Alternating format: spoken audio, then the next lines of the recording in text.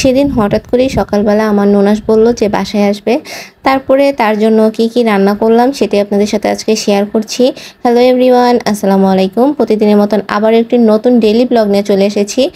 সকাল সকালে আজকে ঘুম থেকে উঠে তাড়াহুড়ো করে রান্না শুরু করে দিলাম। এর জন্য প্রথমে আমি আলুগুলো কেটে নিলাম, কারণ আজকে দাদি বলল যে তেলাপিয়া মাছ দিয়ে আলু দিয়ে মানে পাতলা ঝোল রান্না করবে। আর এইভাবে তেলাপিয়া মাছ দিয়ে আলু দিয়ে রান্না করলে খেতে কিন্তু অনেকটাই মজা লাগে। আর তার পাশাপাশি আমি আবার মুরগির গোস্ত বের করে নিলাম। মুরগির গোস্ত বের করে ভিজিয়ে দিয়েছি। মুরগির গোস্তটা আজকে রান্না করব। তারপরে এদিক দিয়ে মুরগির গোস্ত ভিজতে থাকুক আর বাদবাকি সব কাজগুলো করে নিব। তারপরে এখানে কিছুটা মশলাও বেটে নিয়েছি, জিরা বাটা, তারপরে রসুন বাটা, আর সাইডে এলাচ বেটে নিয়েছিলাম কিন্তু বোঝা যাচ্ছে না। তারপরে এগুলো বাটা মশলাগুলো বেটে রেখে দিলাম। আর এদিকে দাদি মাছগুলোকে হলুদ মরিচ আর লবণ দিয়ে মাখিয়ে নিয়েছে। এখন মাখিয়ে নিয়ে তারপরে মাছটাকে কড়া করে ভেজে নিবে। আর এই তো এর মধ্যে মাছটাকে ভেজেও নেওয়া শেষ, অর্ধেকগুলো ভেজে নিয়েছে আর অর্ধেকটা এখনো ভাজছে। তারপরে এই তো প্রথমে এগুলো মাথাগুলো ভেজে নিয়েছে, 4টা মাথা। আর এদিকে মাছগুলো ভাজা শেষে এখন আলুগুলোকেও ভেজে নিবে। এখানে আবার হলুদ লবণ আর মরিচের গুঁড়া দিয়ে এখন মাখিয়ে নিচ্ছে আলুগুলোকে, মাছের মতন করে মাখিয়ে নেওয়ার পর এখন তেলের উপরে এই আলুগুলোকেও ভেজে নেবে। আর এই তো কড়াইয়ে তেলও দিয়ে দিয়েছে। আর এখন তেলটা গরম হয়ে গেলে তারপরে এখন আলুটাকে দিয়ে দিচ্ছে। আর এইভাবে তরকারি রান্না করলে অনেকটাই মজা লাগে, একবার হলেও এইভাবে ট্রাই করে দেখতে পারেন, খেতে কিন্তু ভালোই লাগে। তারপরে এই তো এখন আলুগুলোকে ভেজে নিচ্ছে ভালো করে। আর আলুগুলোকে ভালো করে ভেজে নেওয়ার শেষে তুলে নিয়েছে। আর এদিক দিয়ে আবার ওই একই কড়াইয়ের মধ্যে অল্প একটু তেল দিয়ে তারপরে বাটা মশলাগুলো দিয়ে হলুদের গুঁড়া মরিচের গুঁড়া তারপরে স্বাদ মতন লবণ আর একটু কাঁচামরিচ কেটে দিয়েছে। এখন এগুলোকে ভালো করে কড়াইয়ে ভেজে নিবে। আর ভেজে নেওয়ার পর এখানে পরিমাণ মতন অল্প করে পানি দিয়ে দিল। পানি দিয়ে মশলাটাকে এখন কিছুক্ষণ কষিয়ে নিবে। আর মশলাটাকে কষিয়ে নেওয়ার পর এখন আগে থেকে ভেজে রাখা সেই আলুটা মশলার মধ্যে দিয়ে ভালো করে কষিয়ে নিবে। এখন এই তো কষিয়ে নেওয়ার পর এই তো উপরে অনেকখানি কি তেল ভেসে গিয়েছে। তারপরে আরও কিছুক্ষণ কষিয়ে তারপরে পরিমাণ মতন পানি দিয়ে দিবে। আর এই তো এখন পরিমাণ মতন ঝোলটা দিয়ে দিল।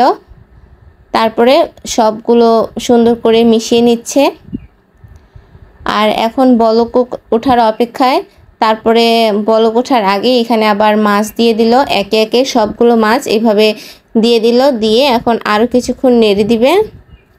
নেড়ে তারপরে বলক তুলে পরিমাণ মতন ঝোল রেখে নামিয়ে নেবে তরকারিটাকে।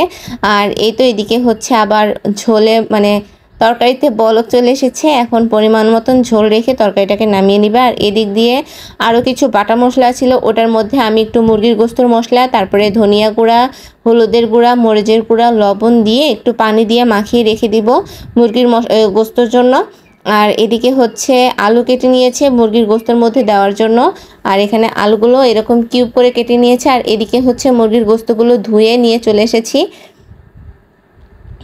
এখন আগে আলুটাকে ভেজে নিব। আর এদিক দিয়ে এই তো তরকারিটাকেও নামিয়ে নেওয়া শেষ, তেলাপিয়া মাছ দিয়ে আলু দিয়ে যে রান্না করেছিলাম সেই তরকারিটা রান্না করা শেষ। দেখেই তো লোভ লেগে যাচ্ছে, খেতেও কিন্তু অনেকটা মজা হয়েছিল।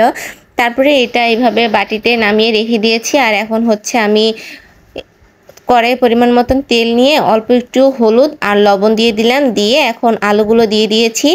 দিয়ে এখন আলুগুলোকে হালকা একটু কড়া করে ভেজে নিব। আর এই তো ভেজে নেওয়ার শেষে আলুগুলোকে নামিয়ে নিয়েছি।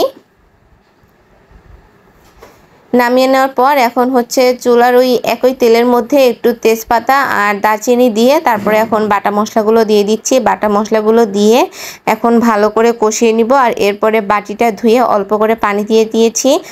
আর মাটির চুলায় রান্না করে খেতে কিন্তু অনেক ভালো লাগে। আমরা যারা শহরে থাকি তারা কিন্তু এই যে মাটির চুলার যেই রান্নার যে স্বাদটা সেটা কিন্তু কোনো সময় পাই না। গ্যাসের চুলাতে রান্না করলে এতটাও ভালো লাগে না খেতে। আর আমি তো বাড়িতে আসার পর থেকে প্রতিটা দিনই মাটির চুলায় রান্না করে নিজের ইচ্ছা মতন যা মনে চাচ্ছে তাই রান্না করে খাচ্ছি, খেতে অনেকটাই ভালো লাগছে। আর এইদিকে হচ্ছে এই তো মুরগির গোস্তটাকে অনেকক্ষণ ধরে কষিয়ে নেওয়ার পর এখন আলুগুলো দিয়ে দিলাম। আলুগুলো দিয়ে মুরগির গোস্তর সাথে অনেকক্ষণ ধরে কষিয়ে নিব। আর কষিয়ে নেওয়ার পর এখন পরিমাণ মতন ঝোল দিয়ে দিলাম, দিয়ে এখন মুরগির গোস্তটাকে পানির সাথে ভালো করে মিশিয়ে নিচ্ছি। আর তারপরে এই তো মুরগির গোস্ততে হচ্ছে বলক চলে এসেছে। এখন এই মুরগির গোস্তর মানে ঝোলটা পরিমাণ মতন রেখে তারপরে তরকারিটাকে নামিয়ে নিব। আর এই তো মুরগির গোস্ত তরকারিটাও প্রায় হয়েই এসেছে, এখন নামিয়ে নিব। আর এই তো আমার মুরগির গোস্ত রান্না করা শেষ। আর এখন সকালে সবাই মিলে খেয়ে নিব। দেখতেই তো পাচ্ছেন তরকারিটা দেখতে কতটা সুন্দর হয়েছে, আর খেতেও অনেক মজা হয়েছে। এইভাবে একবার হলেও ট্রাই করে দেখবেন। আর আমার ভিডিওগুলো যদি আপনাদের কাছে ভালো লেগে থাকে অবশ্যই লাইক, কমেন্ট এবং শেয়ার করে দিবেন। সবাই ভালো থাকবেন, সুস্থ থাকবেন। আল্লাহ হাফেজ বন্ধুরা।